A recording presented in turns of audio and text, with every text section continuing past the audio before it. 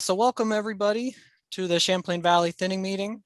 Before we launch in, if it's been a little while since you've been on a Zoom call, we'll just briefly go over a little bit of background Zoom etiquette for you. So we're going to start off the meeting having everybody muted and having their video off. So you should already be muted when you entered, but if you're not, there's a little unmute button if you hover over the bottom of your screen, and you can also turn your video off. Most of you look like you currently do have that off, so you're in good shape there. If you have any questions during the presentation, feel free to use the chat box. You can click on that in your toolbar and type your questions in there, and we'll make sure we get them answered for you.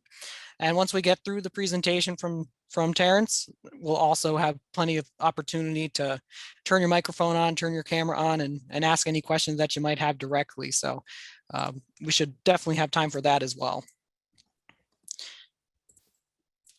So I'm going to start off by just giving a little bit of background of what I've been seeing across the Champlain Valley the last few days as I've been making the rounds.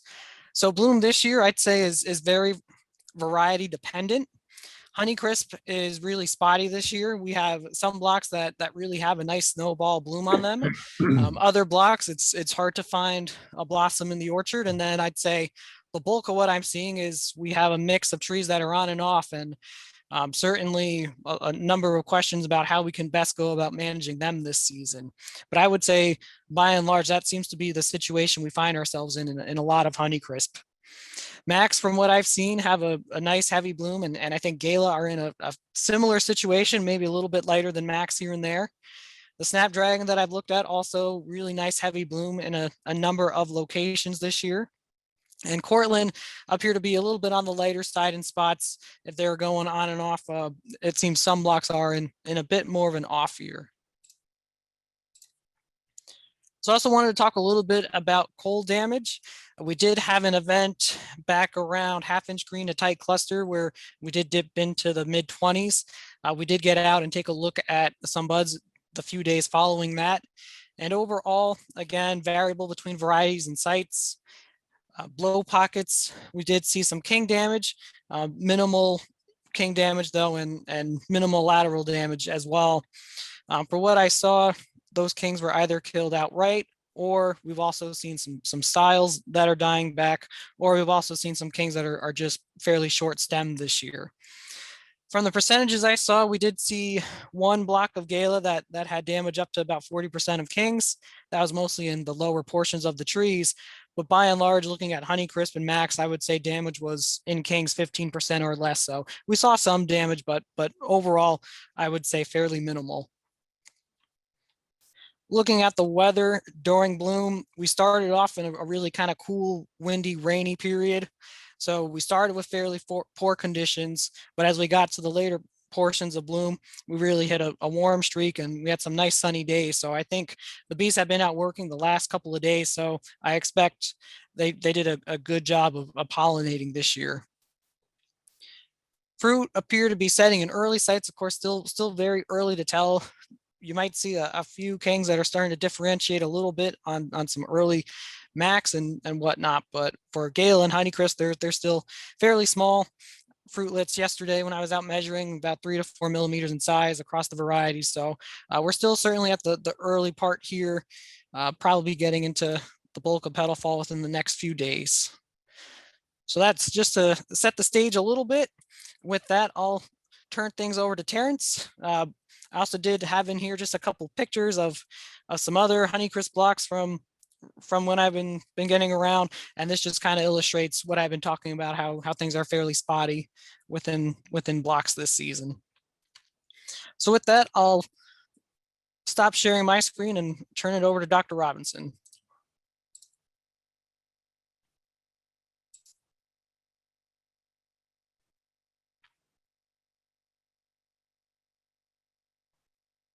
And Terrence, you are still muted.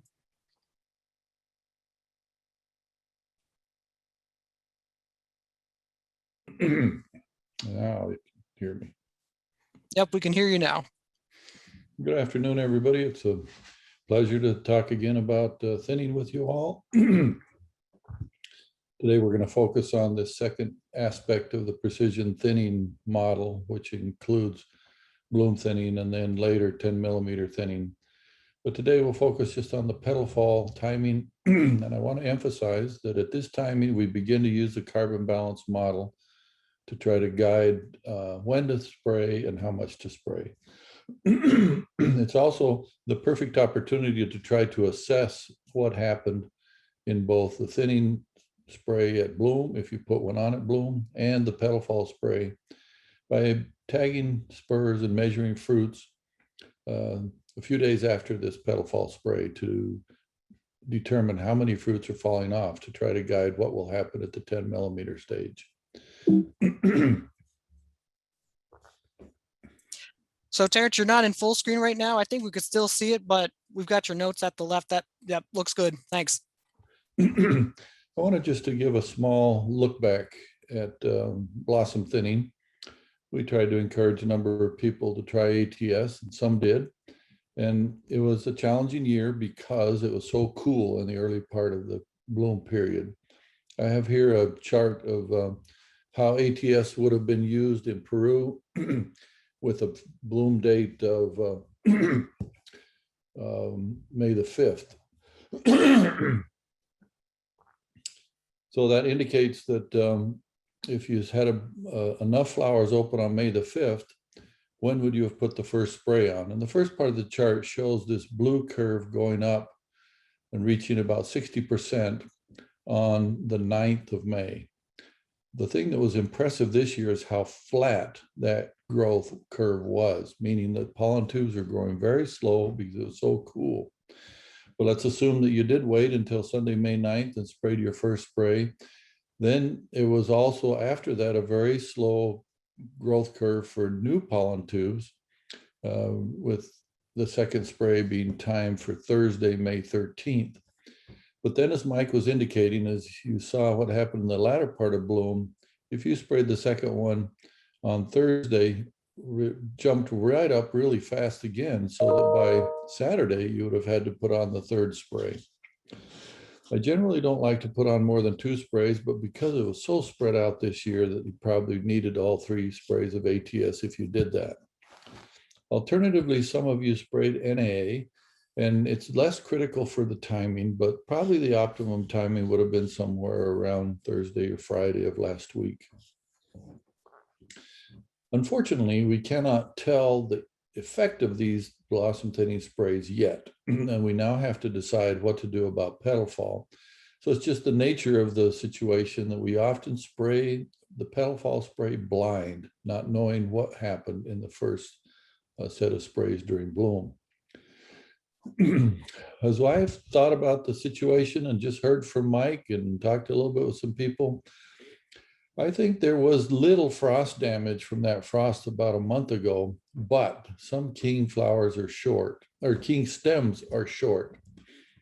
This indicates something happened at that half-inch green tight cluster stage to limit how long those stems grow.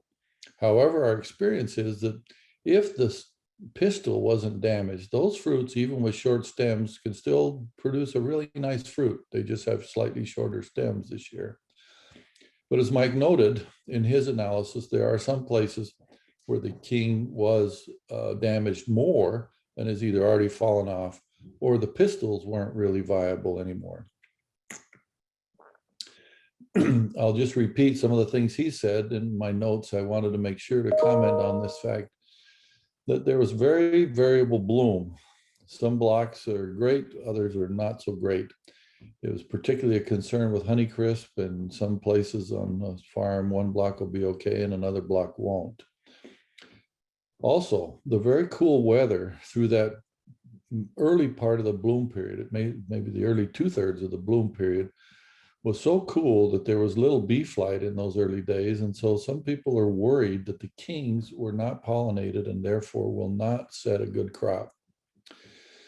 It's still too early to tell, but I hope that I can encourage you to look carefully with 1 or 2 more days, because these warm days, the last couple and plus the next couple, will quickly show whether those kings are growing. And one of the ways that I try to determine whether the king is growing is to look for spurs that are more horizontal on the tree, not ones that are sticking straight up on the branch or straight down, but sort of on the side, because that king will be kind of horizontal. But as soon as it starts to grow, the stem of that king curves up. Once you see that upward curvature of king flowers, you know that they are growing. If they don't turn up in the next couple of days, then it's a concern that you won't have the kings present in this crop. I like to know that before I put on the petal fall spray. And I hope that really what we're going to talk about in the next couple of slides will tell you you've got a window coming up starting today or probably tomorrow up through the weekend, through Saturday, to get the petal fall spray on. But I hope that you'll look at whether the kings are showing signs of growing before you spray. Now, because bloom sprays and were questionable with cool weather, this petal fall timing becomes really a key component of our thinning program this year. So I hope nobody will skip it. It's an essential spray on almost every block. Now I'm going to talk about a few exceptions in a minute, but just a blanket statement, I hope every block gets a petal fall thinning spray. Now in blocks where you have live king flowers and a strong set, I think you should spray a full dose of either NAA-N7, NAD-N7, or this year, because of warm temperatures, Maxell-N7 will work. And that should give very good thinning. Now, it will not over thin, because at this timing, the fruits are not so sensitive to these chemicals, and therefore we've never over thinned really when we had warm temperatures at petal fall. The time when it's risky with warm temperatures is when they're bigger and they're growing faster and need more carbohydrate. But at the 5 millimeters to 6 millimeters, they're still growing slow. As a consequence, carbohydrate deficits from thinners or from weather don't give us over thinning. But I do think it's a great opportunity this year with these temperatures to get some really good thinning out of the spray that you're going to put on in the next few days. Now, this the blocks where the king is missing, or you look at it and the king is not growing, or the stem hasn't turned up, and there's some real concern about the viability of those kings. But it looks like your laterals are growing, and I think you still should spray a full dose of NAA-N7 or NAD-N7 or Maxell-N7, and that might be the only thinning spray you need all year. But if you skip it, then I think you lose this precious opportunity of nice temperatures to get good thinning. Now, if the block was light and or there was only moderate set, I think you still should spray carbaryl just to help break up clusters. Now, earlier today, I was talking with some people with Mike. What do you do when one part of the block has heavy bloom and then another part has no bloom, and then the third part has intermediate bloom? Those are challenging situations when it's all on the same block. I think the part with heavy bloom needs my first suggestion, a full dose. But the part with very light bloom needs only my third suggestion. So the ideal way would be to spray them differently, turn the sprayer on and off when you get to the light parts. But that sometimes is very difficult to do because some parts of the row are heavy and a few panels down, it's light, and you can't always judge it that well. Plus, the person riding the sprayer is then forced to make judgments. So since that's often problematic, what we suggest is you go ahead and spray the entire block as if it all had flowers. It won't likely take off all the flowers on the light blooming tree, but it's a way to try to get the block back to uniformity in bloom and get out of half the trees being on and half the trees being off. As we look forward, I would like you to try to, in your mind, time this petal fall spray based upon degree days. And so I've listed here our suggested degree day ranges for the different 3 sprays in the precision thinning program. The first one that we're looking at right now should be done between 100 and 130 degree days. Now, these degree days are not the normal ones you would find in an insect model. These are plant physiology degree days base, 38.5 degrees Fahrenheit, or 4 degrees Celsius. The only place you find these degree day accumulations is in the carbohydrate model on NUA or at the MaluSim website or as MaluSim on your phone. So we're going to go through some of that today, and I'd like to encourage you to try to run that model or look at that model every day and try to keep track of the degree day accumulation.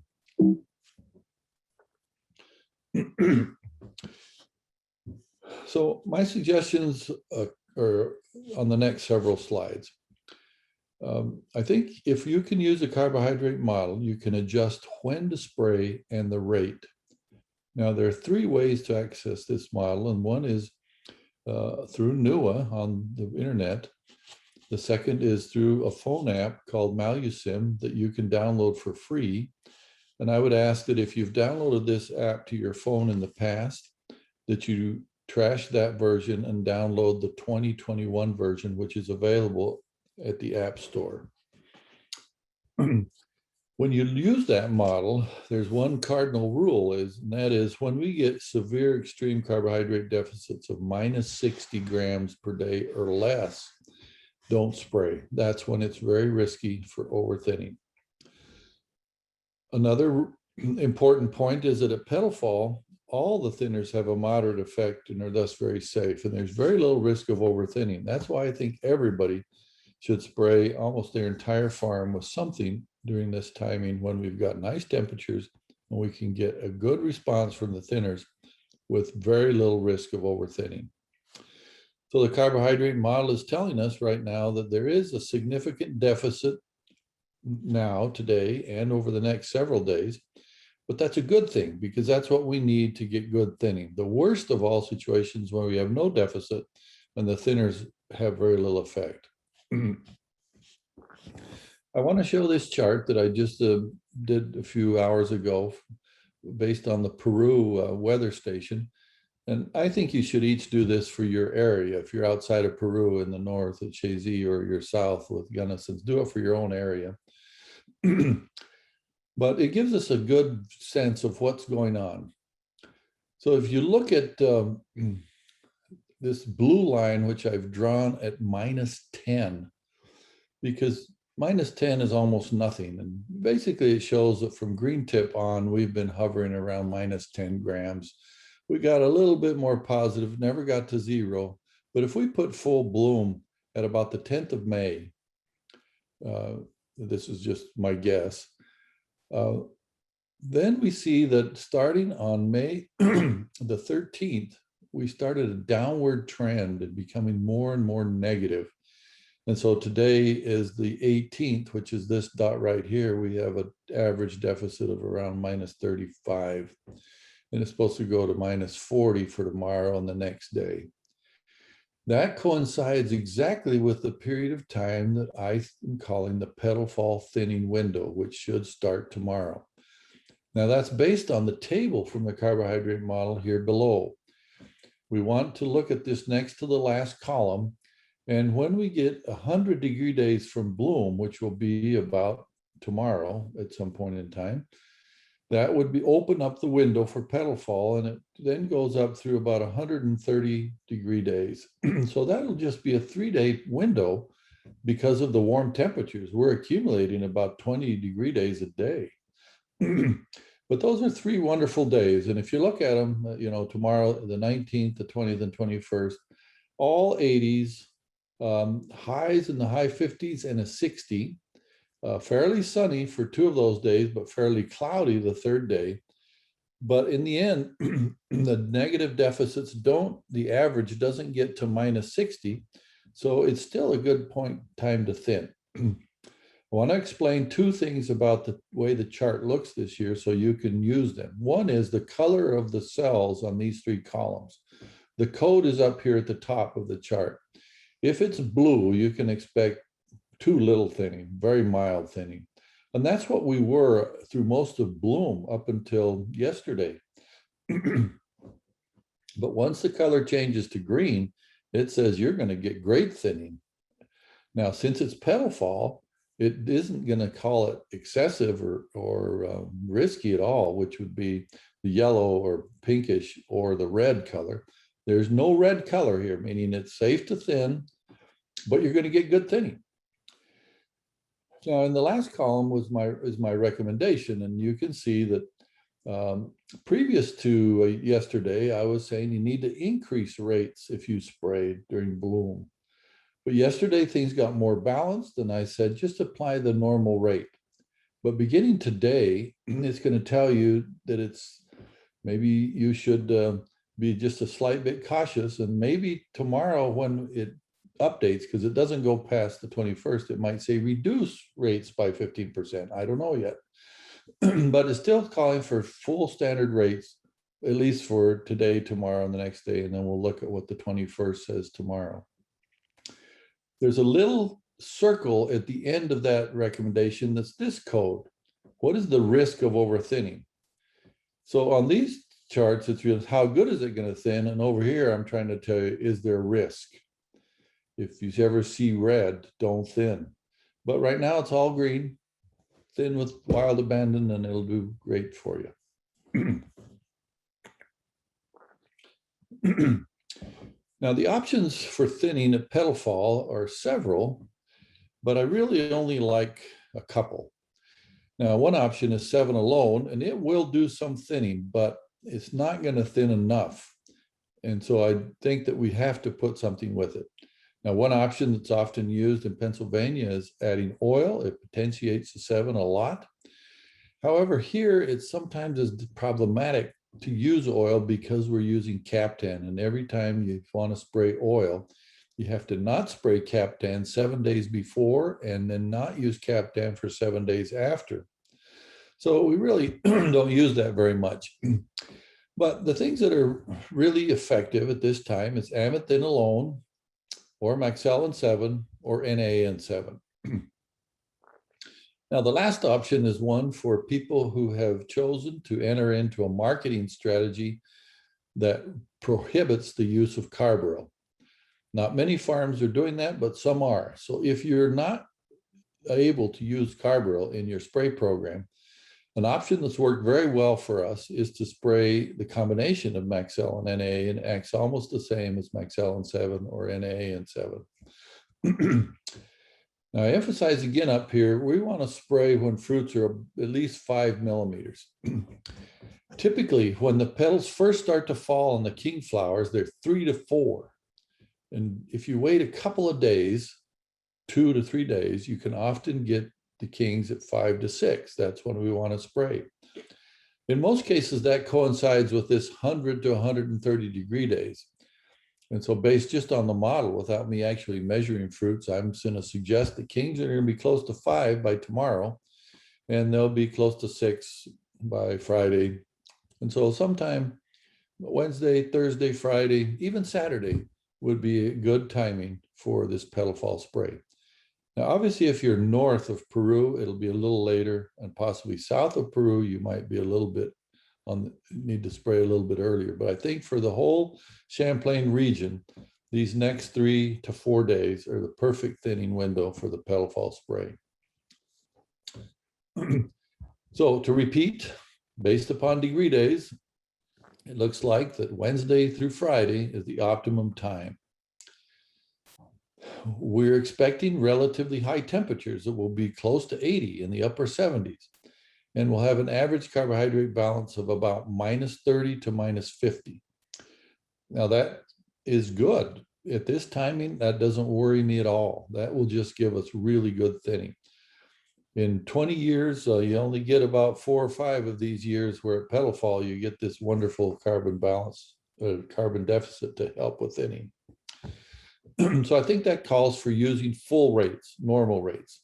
For me, if I'm spraying hard to thin varieties like Honeycrisp or Gala or even Snapdragon that's mature, I want a high dose of NA plus a pint of carbaryl. So for me, a high dose at petal fall is going to be 3 ounces per 100 or 7.5 parts per million. Now I'm going to mention briefly here that this 3 ounces is on a tree row volume dilute basis. If your trees truly are 100-gallon trees, then just 3 ounces for every 100 in the tank. But if your trees are truly 200-gallon trees, then you got to have double that amount in the tank, because you may only be spraying 100 gallons of water, but the trees really need 200. So the concentration factor in that case is 2. Now, for easier to thin varieties, I like 2 ounces of NA plus a pint of 7 at this timing, or 5 parts per million of NA. And for Cortland, I don't like to put the carbaryl in it, so I just use NAA. But from what I'm hearing, Cortland are kind of variable this year, and many blocks are off. And so you might be tempted not to put this on, but I think that it will be perfect in this particular. It might be the only thinning you need to do on Cortlands is this 2 ounces of NAA right now at Petal Fall. Now, because of the warm temperatures, Maxell will do a fairly good job at Petal Fall. Most years when it's cool at Petal Fall, it's a waste of your money to use Maxell at Petal Fall. However, this is one of the years I would recommend it. And if you're growing Gala in the Champlain Valley, Maxell will help you a ton to get larger fruit size. It's also very useful on Fuji, although there's not a lot of Fuji in the Champlain Valley, but maybe in the more southern parts, people have Fuji. It's also very useful on Snapdragon, and can be useful on Macintosh, where you've got a really heavy bloom. The next point I want to just talk briefly about is that if you take advantage of this warm temperatures at Petal Fall, you may get lucky, and this might be the only thinning you need for 2021. Now, probably won't happen that way, because often we don't quite get enough thinning out of this spray and we need another one. But last year in Western New York, when we had marvelous temperatures, really hot temperatures at Petal Fall, that gave all the thinning you needed in that one spray. But looking forward after this week, probably late next week, we will reach this next plateau, next stage in degree days for the normal 10 to 12 millimeter spray. That will be when we're at 200 to 250 degree days. I can't see that far ahead with the forecast I have, but I'm predicting it will be late next week. So maybe Thursday, Friday, or Saturday of next week, we'll need to be prepared to put on the main thinning spray. I don't know what the temperatures are going to be like then. Maybe it will be cold and we won't get good action. That's why I think you should take advantage of this moment in time at Petal Fall, because the temperatures are just wonderful. Let me just talk briefly back to this chart about looking forward and trying to plan your activities based on this degree day calculator in the next to the last column. So this is again for Peru, showing that on, I think it's Peru, that on May 19th, we'll be in the 100 range to start the Petal Fall treatment, and that'll go up through the 21st. But we'll be at 172 on May 23rd, which is Sunday, and at 20 more per day, we'll be at 192 on Monday. So it could be we cross into the 200 degree day range on Tuesday of next week. So that would be the earliest to think about, but I'm really expecting it to be Thursday or Friday that we'll be focused on putting on the next spray after this Petal Fall spray. And that's if we need it.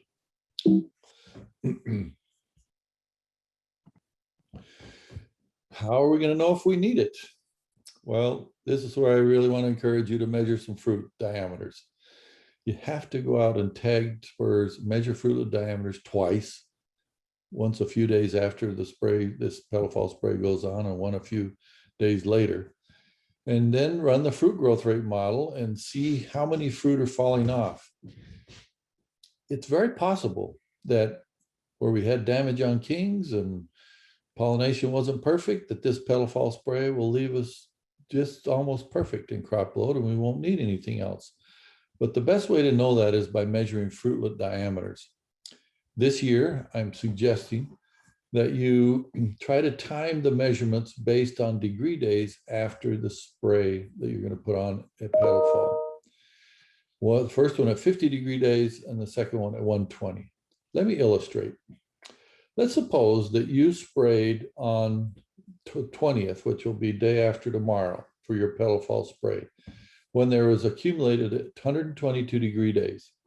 So that's the moment the spray went on. I want you to measure fruitlets 50 degree days later. So 122 plus 50 would be 172. That means that you would take your first measurement on the 23rd, which would be Sunday. Then you wait till 120 have accumulated. So we had already 122 when we sprayed, plus another 120, that put us at 240. When you get to 240, you go remeasure those fruitlets and you can then get the most precise answer on how many fruits are falling off and how many are staying. The reason I want to switch to this is that in very cool and very warm years, you can measure fruits just the second day after spraying the first time and 6 days later after spraying, and you get a good answer because fruits are growing so fast. But in cool years, you measure at 2 or 3 days after and at 7 days after, you still can't get a good answer because the fruits have grown so slow. But by timing it with degree days, we should be able to get a good answer regardless of whether it's a warm or a cold year.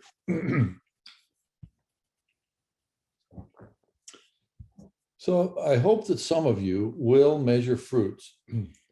It's been something that people don't like to do, but it's so useful in determining what to do next week for the main 12 millimeter spray.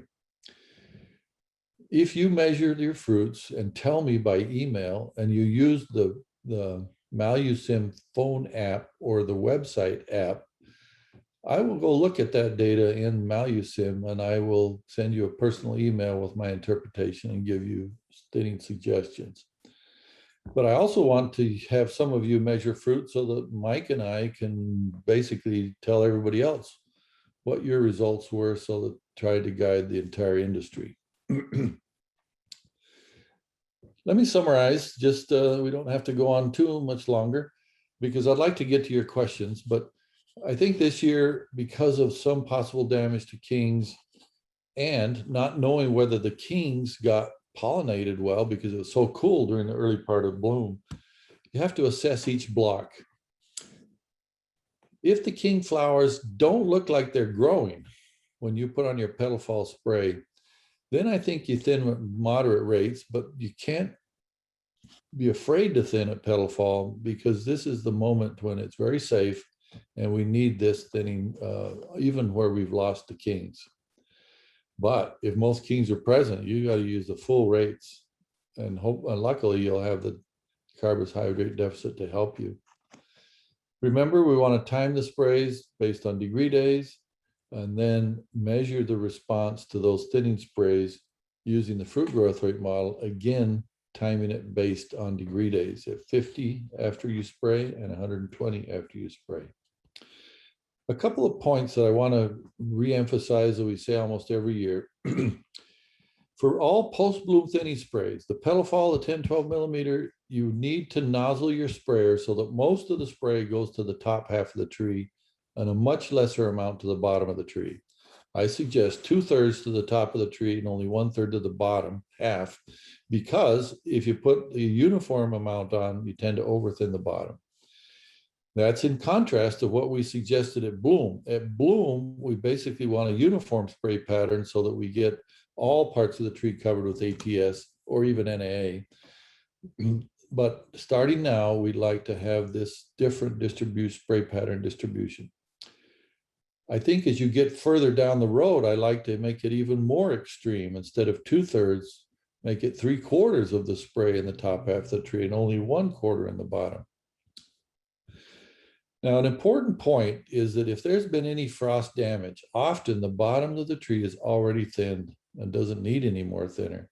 And so wherever you've had significant frost damage, you can detect it, just turn off the bottom half of the nozzle. So don't spray anything to the bottom. This year, because of warm temperatures, I would like to suggest that you don't use any surfactants in your spray mix, either Regulate or oil. So as a general rule, I think that I don't want to use Regulate when the carbohydrate balance is negative. And that's what we have this year over the next 4 days. Now, if the carbohydrate balance is positive, probably Regulate's okay. I never like to add oil unless I have to. And the only time you really have to is when you're at 18 millimeters. That's about the only way to get big fruit to thin. But I don't like to put it in because it's just too difficult with Captan in our scab program. So let me just address the fire blight interaction with this. Talking with Mike, it's been dry and there's not been much risk of fire blight, except for these warm temperatures raise the risk substantially, and any moisture with these levels of temperature will result in some fire blight. So often growers want to take a proactive approach against heavy dews or even the water from the petal fall spray and put some strep with it. I don't think it's necessary, but if you're going to put strep in this petal fall tank, don't put the Regulate that strep usually we want to put with it, or LI 700. Just the Regulate, because you'll have Na and 7 in the tank, and the Regulate will make them much more potent.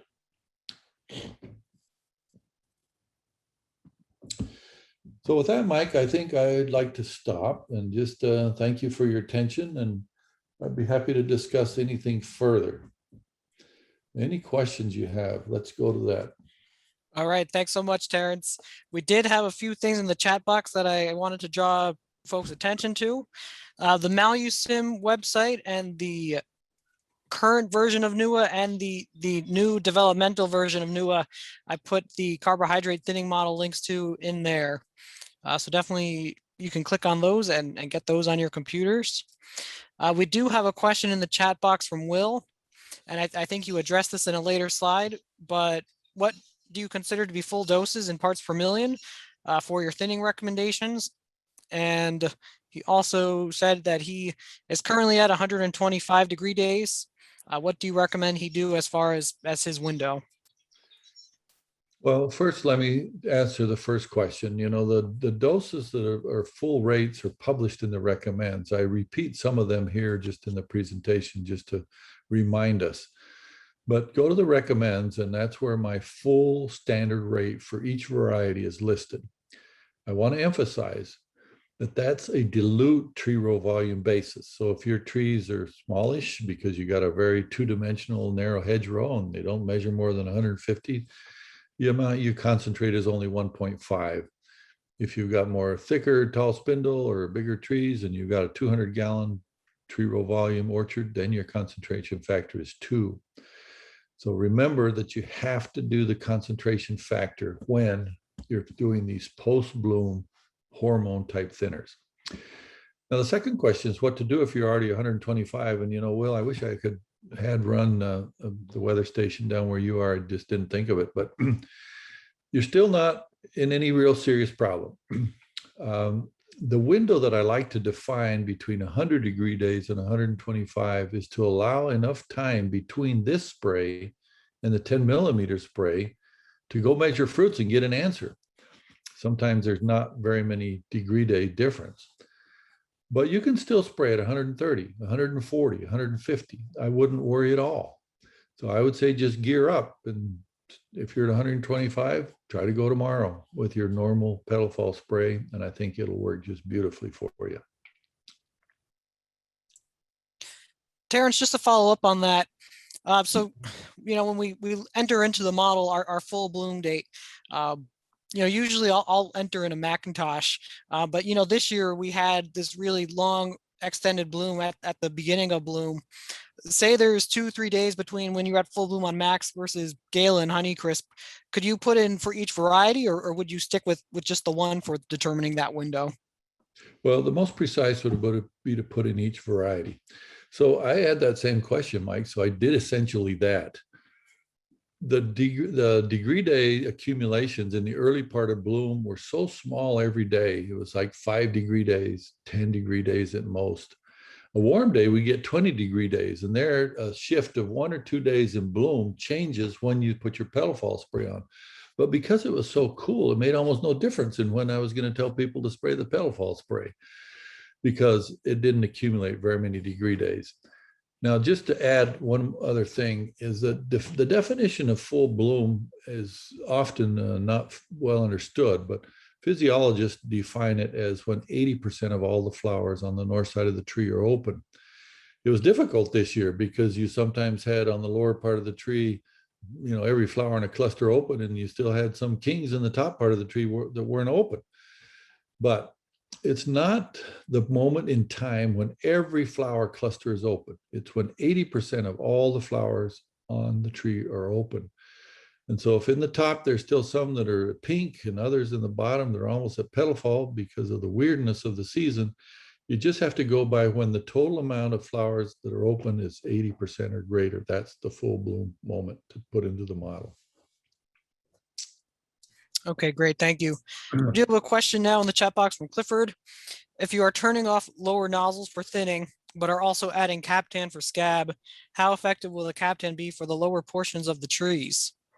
So that is a real problem, and that's something I should have mentioned. The other things in the tank do need to hit all parts of the tree. But that idea of turning off the nozzles completely is where we have serious frost damage. And in that case, it justifies separate sprays for the fungicide and the thinning spray. Where you don't have frost damage, you can mix a lot of things in the tank. You can mix a petal fall insecticide, the petal fall fungicide, the strep if you still have some bloom hanging out there and you're worried about fire blight, and you can mix an NAA and carbaryl.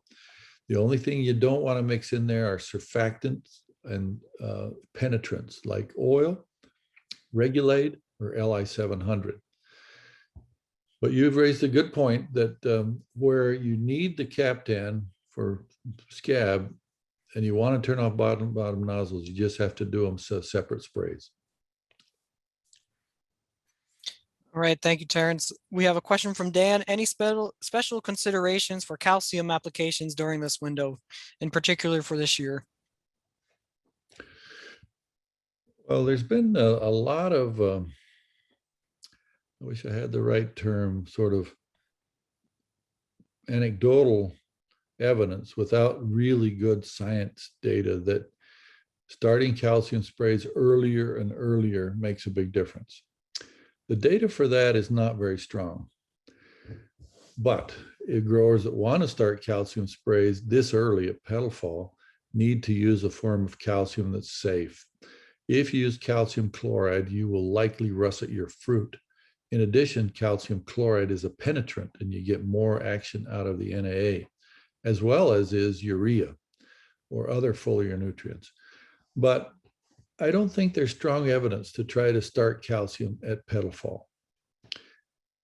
It's a whole separate topic that's just been bugging me over the last several years. And so I am probably going to try to give a different presentation on calcium at some other point in the season. But for the moment, I would say you got to use a safe version of calcium, but I would wait till the 10 millimeter spray for the first calcium spray. And the one that I like, I shouldn't probably endorse any particular brand, but the one I have experience with that is safe is called System Cal. And that's what I generally use in the early spring, the 10 millimeter, the first cover spray, second cover spray, and then I like to switch to calcium chloride after we get past second cover. The problem with some of the formulations of calcium that people are buying and selling is they actually have quite low levels of calcium in them. And so they're useful, but they don't give you that much calcium. You need calcium, but it's not a huge amount now. So they tend to work in the early season, but they're not as good as a straight calcium chloride program that we used to use. The work by Dr. Liliang Chang shows that you need calcium at a constant supply the whole season. There is some fad going around that you just mostly need it in the early season. I don't think the science supports that at all. You need a constant amount the whole season. So that's a long answer for a calcium question, but my opinion is I would not put it in the petal fall spray. All right, thank you, Terrence. We do have another question from Will. If I applied 10 parts per million on Honeycrisp at 80% bloom, should I still apply the 7.5 now at Yes. petal fall? Yes. So, well, this is another thing. Maybe we'll just spend a few minutes discussing. I had this discussion with Mike earlier when we were talking with a grower. One of the things that NAA does is it tends to knock out some seeds. And it's the seed number in Honeycrisp that gives us problems with return bloom. So one of the reasons for the spotty bloom on Honeycrisp this year is we had tremendous pollination last year and high seed counts. Every fruit had 10 seeds. And every one of those 10 seeds is producing gibberellins, which inhibit flowering. In other years where we've got only 6 seeds in a fruit or 5 seeds in a fruit, we still get good sized Honeycrisp, but we don't have the seed numbers.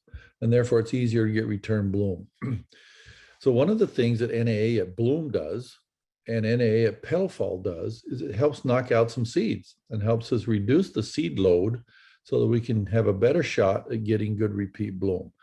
So even if you put the NAA on already at bloom, I would go ahead and put it on now because you can combine 7 with it, and 7 potentiates the NAA and makes it more effective.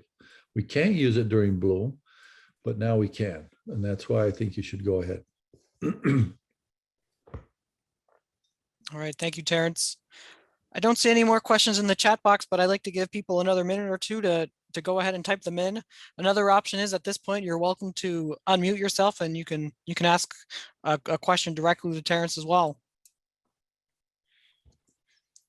And maybe while we give people another minute, Terrence, I do just want to ask, looking at the temperature for the next few days in Peru, it looks like we could hit potentially the mid 80s. So with that in mind, as far as NAA or Maxell, with it being petal fall, do you feel that with the deficit, it's still safe to use those full rates, or what are your thoughts on that if we do end up in the mid 80s? So if you get to the mid 80s, the model is going to tell you to still spray, but reduce the dose slightly, only 15%. So I'm very confident that we don't overthin even with full rates. But just to be a little bit on the conservative side, I wrote into the model that you would, at this timing, reduce rates by 15%.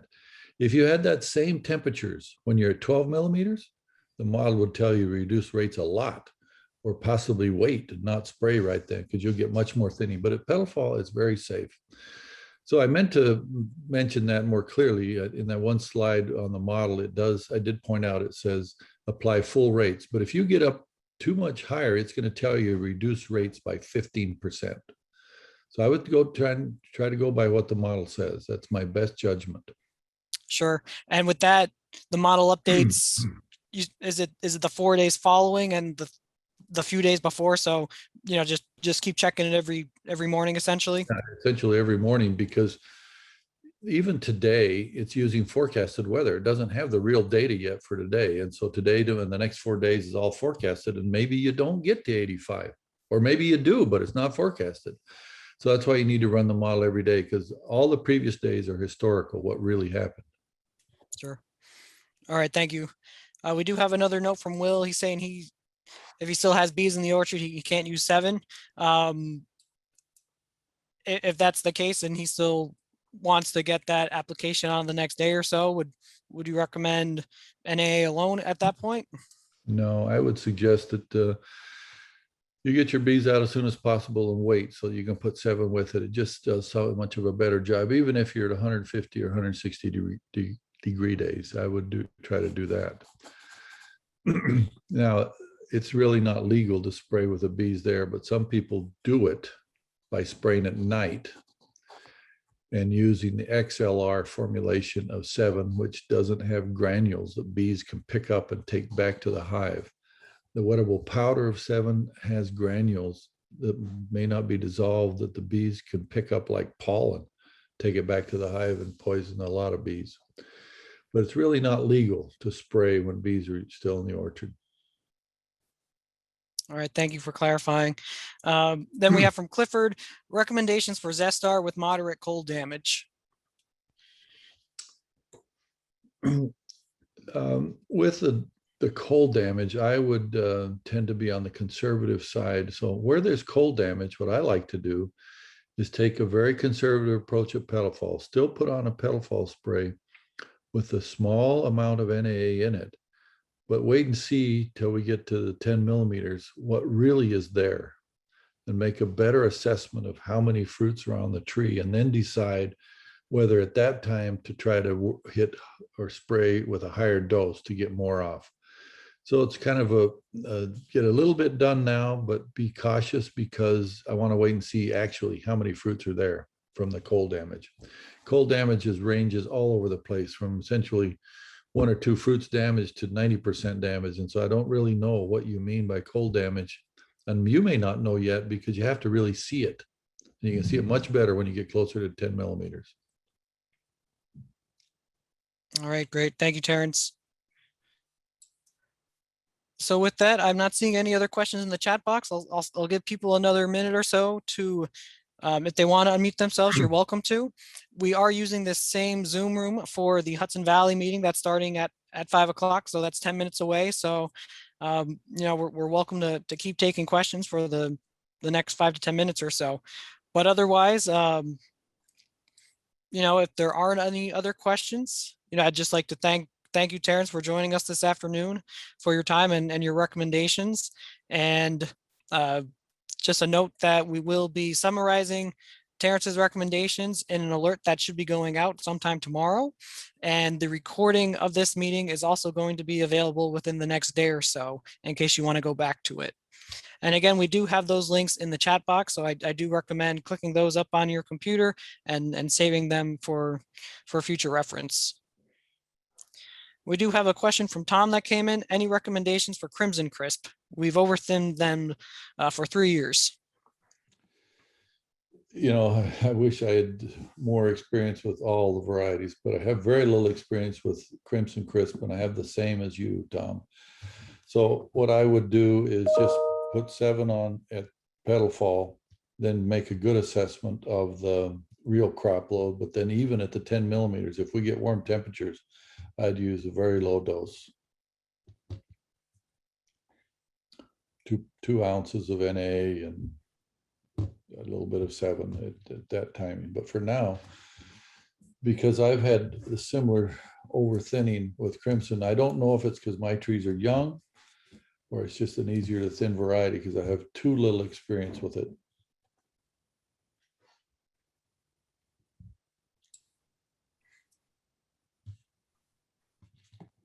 All right, thank you, Terrence. Okay. All right, with that, I think we'll go ahead and conclude. And we'll see you all. We'll send an announcement out when the next meeting will be, probably about the same time next week, but give or take a day or two. Thank you.